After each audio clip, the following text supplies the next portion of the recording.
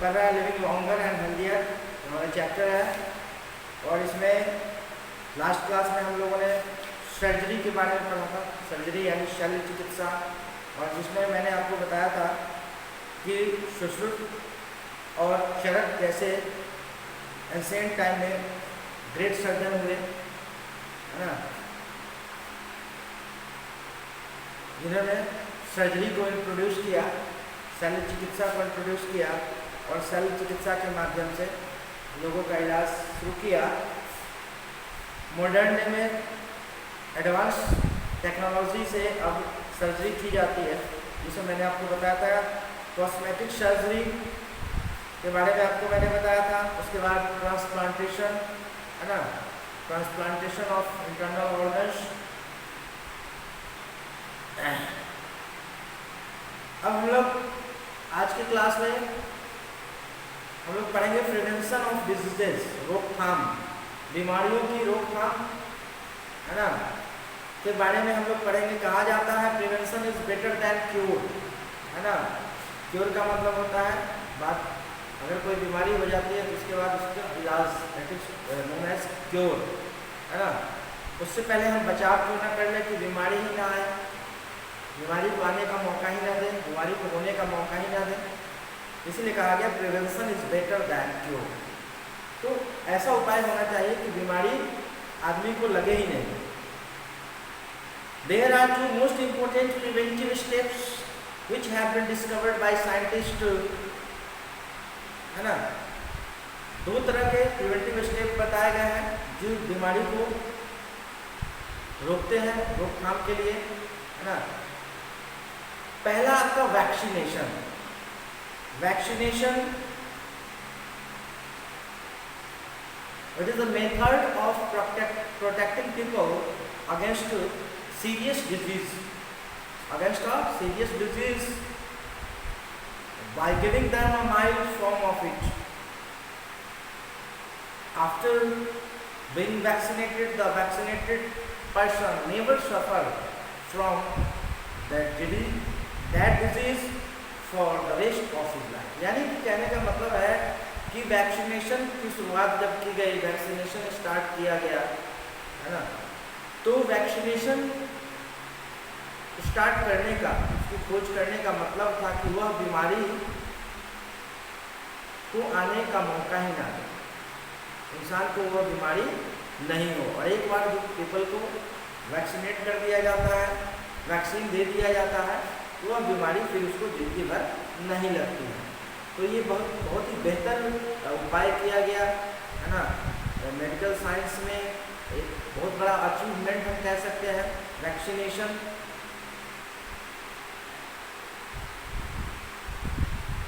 पुराने समय की अगर बात करें, नॉट वेरी एंशिएंट, आज से अगर 40 साल 50 साल के आसपास की बात करें, 50-60 साल पहले की बात करें, 50 साल मान के चलिए, तो उस समय में जो है इतना डेवलप नहीं था, मेडिकल साइंस तरक्की कर रहा था, लेकिन इतना डेवलप नहीं हुआ था। तो वैक्सीन जो है की शुरुआत जो है सही तरीके से नहीं की गई थी और हर जगह जो है उपलब्ध नहीं था। तो ऐसे समय में, पुराने समय में लोग जो है कई तरह की बीमारियों से जो है ग्रसित होकर काल के गाल में समा जाए। कहने का मतलब है कि कई तरह की ऐसी बीमारियां होती थी, जैसे पुराने समय में टीबी है ना, कॉलरा जैसी बीमारियां, ये सारी बीमारियां थी, चिकन पॉक्स, ये बीमारियां जो है मौत का कारण बन जाती है। उसको रोकने के लिए वैक्सीनेशन की शुरुआत की गई,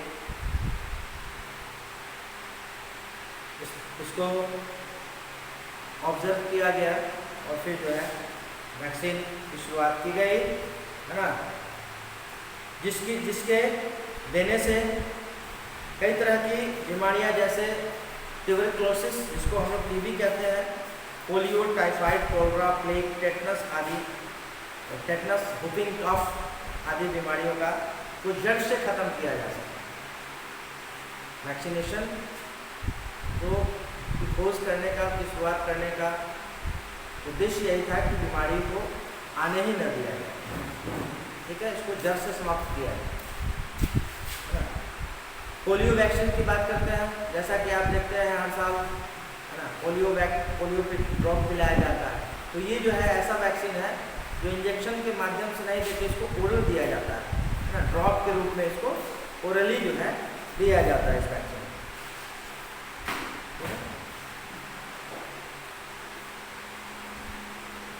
पोलियो या टीबी, जिसको ट्यूबरक्लोसिस कहते हैं, प्लेग, कॉलरा, ऐसी बीमारियां जो काफ़ी ज़्यादा प्रभाव था, है ना, काफ़ी नुकसान पहुंचाता था, है ना, काफ़ी संख्या में लोग मारे जाते थे इन बीमारियों से।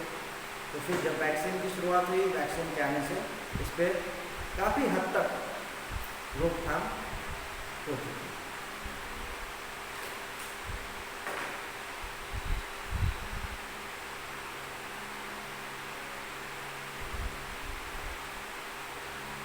तो मोस्ट ऑफ द वैक्सीनेशन, ज़्यादातर जो वैक्सीन है वो इंजेक्शन के द्वारा दिए जाते हैं, और most of the vaccination are given by injection, but polio vaccine is given orally. जैसा मैंने आपको बताया कि इंजेक्शन के माध्यम से वैक्सीन दिया जाता है, लेकिन पोलियो का जो है वैक्सीन वो ड्रॉप के माध्यम से यानी ओरली जो है उसको पिलाया जाता है, ठीक है।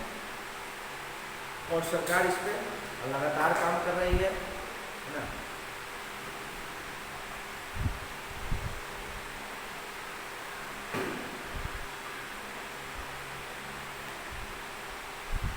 तो पहला जो मेथड है प्रिवेंशन ऑफ डिजीज का, वो था आपका वैक्सीनेशन, है ना।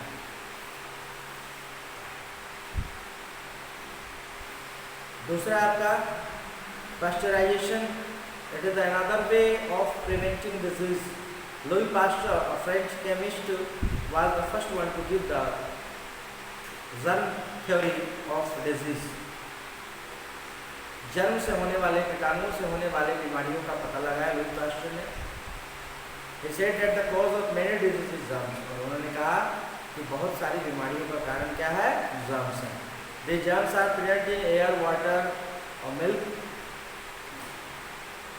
Etcetera.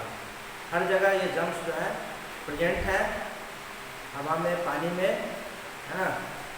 When we inhale contaminated air or consume impure water or milk, the germs enter our body and cause various diseases.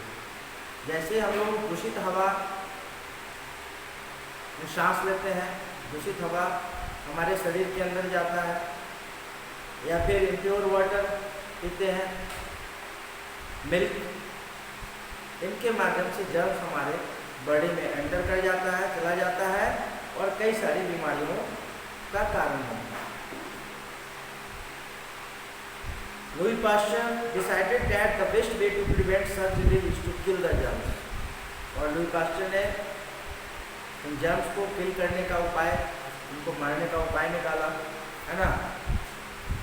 और उन्होंने अपने ऑब्जर्वेशन के दौरान पाया कि गर्म करने से जो है जर्म्स को खत्म किया जा सकता है। So he developed a technique whereby he made milk safe for drinking by killing disease causing germs present in it.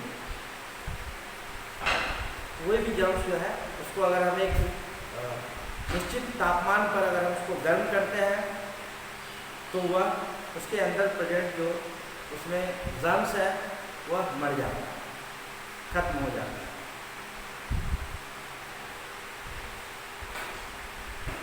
He heated the milk to 72 degrees Celsius for 15 minutes, followed by rapid cooling to below 10 degrees Celsius. This process is called pasteurization in his honor. क्योंकि यह theory Louis Pasteur ने दिया था, इसलिए इस process को pasteurisation कहा जाता है, जिसमें 72 डिग्री सेल्सियस पर दूध को गर्म किया जाता है है ना, उन्होंने गर्म किया और फिर इसको कूल किया, ठंडा किया, है ना, इसी प्रोसेस को पास्चराइजेशन नाम दिया। ठीक है, इसीलिए कहा जाता है कि गर्म करके अगर पानी, अगर दूषित पानी है आपको लगता है तो उसको गर्म करके फिर उसको ठंडा होने के बाद आप पी सकते हैं, उसमें जो प्रेजेंट जर्म्स है वो समाप्त हो जाते हैं, मर जाते हैं। Pasteurization is the heating of a liquid to a certain temperature and then cooling it. पहले उसको एक निश्चित तापमान पे गर्म किया जाता है लिक्विड को, चाहे दूध हो, पानी हो, और फिर उसको कूल किया जाता है, ठंडा किया जाता है। By following this process, harmful bacteria can be killed, और इस तरह से जो है उसमें प्रेजेंट जो हानिकारक बैक्टीरिया है वो खत्म हो जाते हैं। Milk and butter are pasteurized by this process.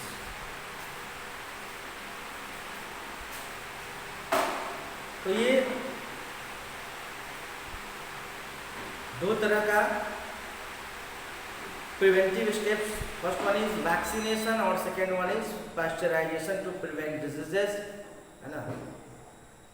Vaccination में मैंने आपको बताया कि कई सारी बीमारियों को वैक्सीनेशन के माध्यम से जड़ से खत्म करने का प्रयास किया जा रहा है कि वह बीमारी जड़ से समाप्त हो जाए, है ना,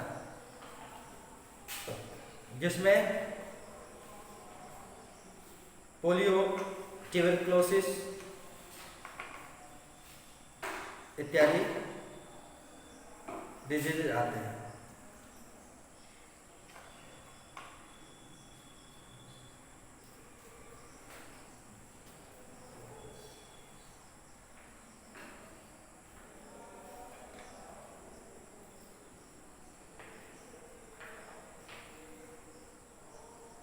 अब हम लोग बात करते हैं बेसिक हेल्थ केयर, अपने स्वास्थ्य की देखभाल कैसे कर सकते हैं। There are some basic rules to prevent diseases. They are maintaining personal hygiene. Maintaining personal hygiene का मतलब होता है कि अपनी साफ सफाई, है ना, साफ सफाई, पर्सनल जो है साफ सफाई पे ध्यान देना, अपने शरीर की साफ सफाई, है ना। उसके बाद keeping surroundings, our surroundings clean, maintaining proper drainage and garbage disposal system. सबसे पहले अपने शरीर की सफाई पे ध्यान देना, है ना। उसके बाद अपने आसपास को साफ रखना, प्रॉपर ड्रेनेज यानी जो पानी जो बहाते हैं, नाला जिसको कहते हैं, वो सही ढंग से होना चाहिए, ढका हुआ होना चाहिए, है ना। और गार्बेज डिस्पोजल सिस्टम होना चाहिए, यानी कि गार्बेज जो कूड़ा कचरा उसको एक सिस्टम के तहत उसको डिस्पोज करना चाहिए, है ना। उसके लिए हम जानते हैं कि डस्टबिन का इस्तेमाल होना चाहिए, है ना, और ऐसे ही जगह पे डंप करना चाहिए जहाँ पे गार्बेज डंप किया जाता है, यहाँ वहाँ, है ना, अन्यत्र नहीं फेंकना चाहिए। तो प्रॉपर ड्रेनेज और garbage disposal system. Eating nutritious food and avoiding fast food and other starchy food. Nutritious food, पोषक तत्व, भोजन में हमें पोषक तत्व लेने चाहिए, है ना। पोषक तत्व कहने का मतलब आप जानते हैं कि जिसमें विटामिन, मिनरल्स, प्रोटीन, कार्बोहाइड्रेट्स जिसमें पाए जाते हों। और फास्ट फूड को हमेशा अवॉइड करना चाहिए। फास्ट फूड जिसको जंक फूड भी कहा जाता है उसको अवॉइड करना चाहिए। फास्ट जंक फूड आप जानते हैं, चाउमीन, बर्गर वगैरह जो होते हैं, कोल्ड ड्रिंक्स, ऐसी चीज़ों को अवॉइड करना चाहिए।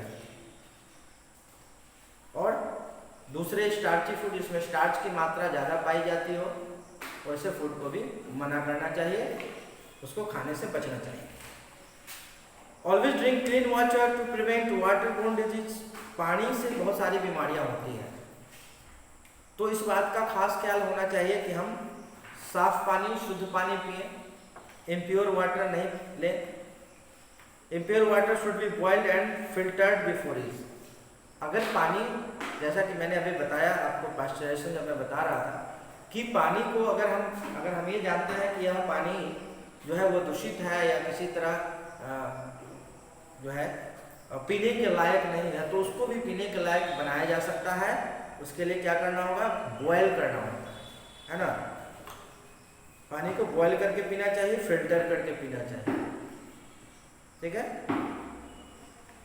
Should be boiled and filtered before use. Boil करने के बाद उसको फिर छान के पीना चाहिए। टेकिंग रेगुलर एक्सरसाइज, नियमित समय पे नियमित व्यायाम करना चाहिए।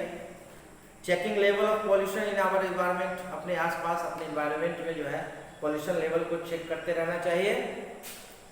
Giving vaccination to all children against possible disease, और वैक्सीनेशन की बात की गई है तो वैक्सीनेशन सभी बच्चों को, है ना, कुछ जो बीमारियां हैं उसको रोकने के लिए vaccine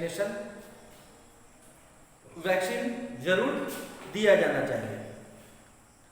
giving vaccination to all children against possible disease, जिसमें मैंने आपको बताया जैसे पोलियो, जिसको जड़ से खत्म करने का अभियान चलाया गया WHO के द्वारा, है ना। और भी कई सारी बीमारियां हैं जिसमें चिकन पॉक्स जैसी बीमारियां, कॉलरा, तो वैक्सीनेशन जो है वो ज़रूरी है सभी बच्चों को देना। Visiting primary health centre for regular checkup, और अगर आपको स्वस्थ रहना है तो समय समय पर हेल्थ सेंटर में जाके चेकअप कराना चाहिए, नियमित रूप से चेकअप कराना चाहिए। Being aware of the latest development in health care, और हेल्थ केयर से संबंधित सभी चीज़ों से, है ना, अवगत होना चाहिए। तो इस तरह से हम लोग अपने हेल्थ का ध्यान रख सकते हैं, है ना।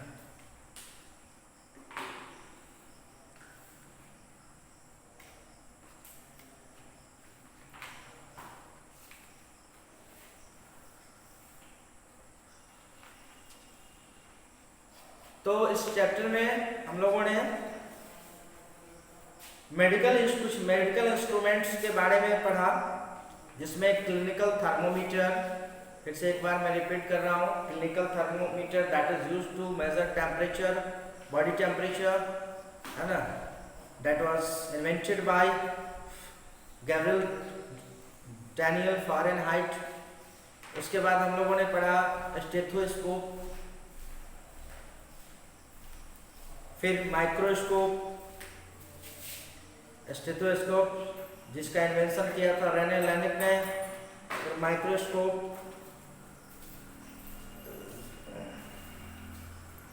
उसके बाद एक्सरे मशीन, फिर स्कैनर्स, जिसमें हम लोगों ने स्कैनर्स में हम लोगों ने पढ़ा था CAT स्कैन, जिसको सैट स्कैन कहते हैं, अल्ट्रासाउंड, MRI, ECG, EEG के बारे में हम लोगों ने स्टडी किया। उसके बाद मॉडर्न मेडिसिन, आधुनिक दवाइयों के बारे में, जिसमें क्विनिन, एंटीबायोटिक्स, उसके बाद एनेस्थीसिया, है ना, उसके बाद एंटीसेप्टिक, फिर सर्जरी और लेजर के बारे में पढ़ा, light amplification by stimulated emission of radiation, है ना, that is used to perform operation without cutting of the body, है ना, जिसको लेजर ऑपरेशन के नाम से भी लोग कहते हैं कि लेजर ऑपरेशन किया गया है ना। और इस तरह का ऑपरेशन मैंने आपको बताया था कि बिना कटिंग किए हुए बॉडी पार्ट को ये ऑपरेशन किया जाता है ना, जो काफ़ी महंगा होता है। उसके बाद प्रिवेंशन ऑफ डिजीजेस, जिसमें मैंने आपको बताया वैक्सीनेशन के बारे में, वैक्सीनेशन की शुरुआत की गई बीमारियों को जड़ से खत्म करने के लिए, है ना। उसके बाद pasteurisation, the way to kill germs present in liquid, and last basic health care। आइए हम लोग कुछ ऑब्जेक्टिव टाइप क्वेश्चन देखते हैं। Tick the correct option. पहला है आपका हु इन्वेंटेड थर्मोमीटर, थर्मोमीटर का आविष्कार किसने किया? है ना, Rene Laennec, Marconi, Alexander Fleming और लास्ट ऑप्शन है आपका गैब्रियल डैनियल फारेनहाइट। तो ये आपका answer Gabriel Daniel Fahrenheit. Second है आपका the instrument that magnifies the sounds of hearts and lungs is called. A है आपका stethoscope, B microscope, C thermometer, D MRI machine. तो ये होगा आपका स्टेथोस्कोप दैट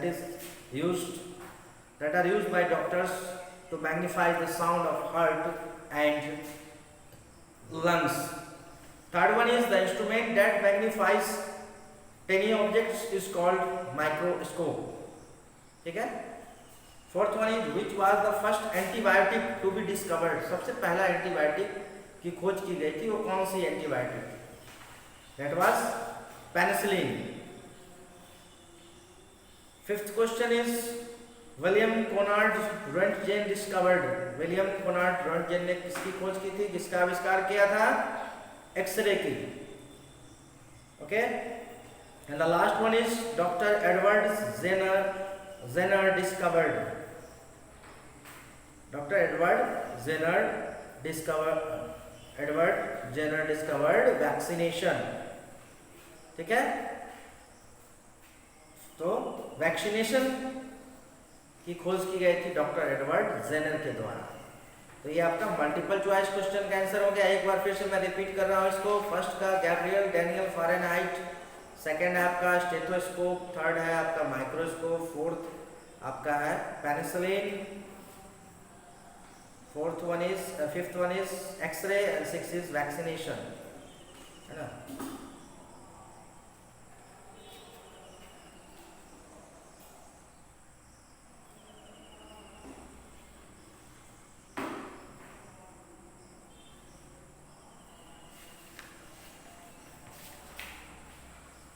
अब आप लोग होमवर्क ले लीजिए। बी है आपका फिल इन द ब्लैंक्स, ये आप लोग करेंगे खुद से घर पे, है ना।